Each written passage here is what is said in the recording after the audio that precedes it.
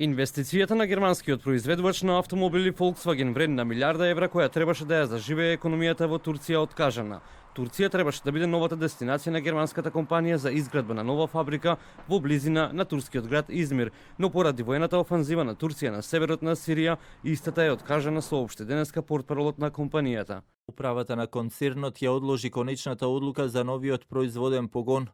Volkswagen внимателно ја следи ситуацијата и е загрижен околу развојот на настаните. Причината поради откажувањето на изградбата е поради влегувањето на турските трупи во северна Сирија, но и покрај ваквите најави на странските инвеститори и елаборацијата за повлекувањето, турскиот председател Реджеп Тајип Ердоган вчера изрази непоколебливост да ја продолжи воената операција до конечна победа. Од друга страна пак американскиот председател Доналд Трамп најави економски санкции против Турција, прекина трговските преговори и воведување царини за увоз на турски челик. Трамп го повика турскиот председател да ја прекине инвазијата на Сирија и да прогласи моментално прекинување на огнот, изјави подпредседател на САД Майк Пенс.